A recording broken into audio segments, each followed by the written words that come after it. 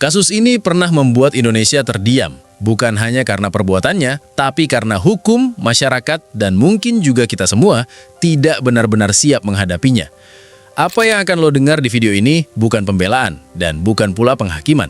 Ini hanyalah rangkuman dari apa yang pernah terjadi. Oke bro, kita mulai dari titik paling awal. Sebelum nama Sumanto dikenal luas, dia hanyalah seorang pria biasa yang lahir dan tumbuh di Jawa Tengah, wilayah Banyumas, Purbalingga, sekitar awal 1970-an. Dia berasal dari keluarga desa sederhana, bukan keluarga kriminal, bukan juga keluarga dengan latar belakang ekstrim.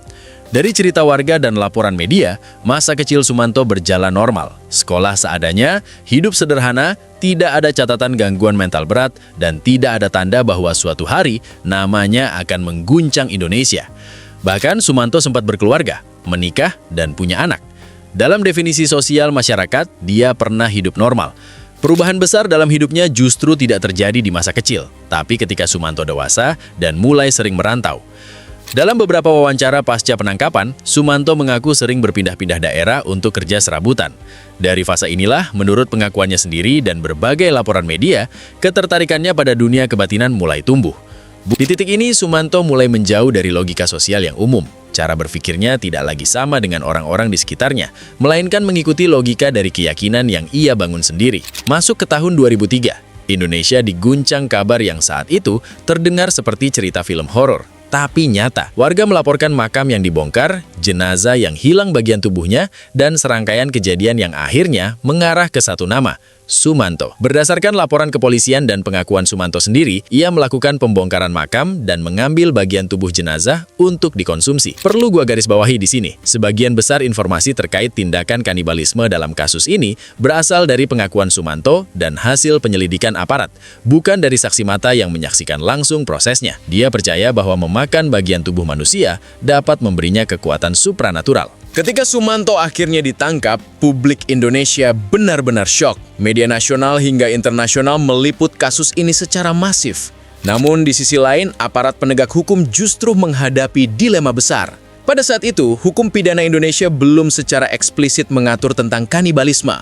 Akibatnya, Sumanto tidak dihukum karena memakan manusia, melainkan dijerat dengan pasal pencurian dan perusakan makam. Akhirnya, Sumanto dijatuhi hukuman penjara berdasarkan pasal yang tersedia dan dinyatakan sadar secara hukum serta mampu mempertanggungjawabkan perbuatannya. Di dalam penjara, Sumanto bukan narapidana biasa. Ia distigma, dijauhi, bahkan ditakuti oleh sesama napi.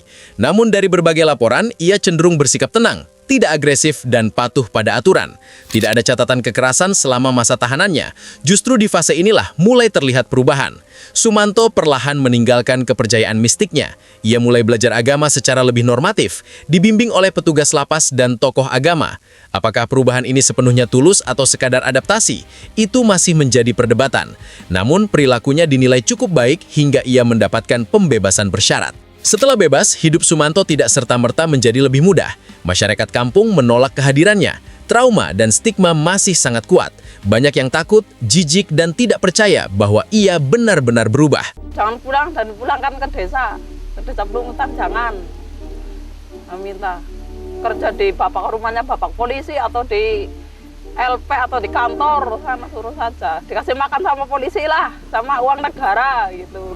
Akhirnya, Sumanto ditampung di sebuah panti rehabilitasi dan yayasan sosial di Jawa Tengah yang fokus pada pembinaan mental dan keagamaan.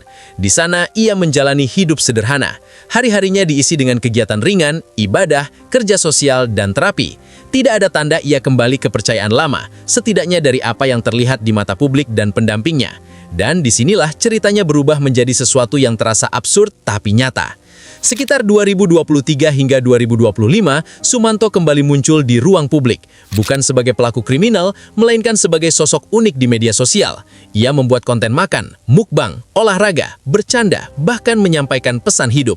Jika kalian merasa kesepian, sebut namaku, Sumanto, Sumanto, Sumanto. Tegakan, aku pasti hadir dalam hidup.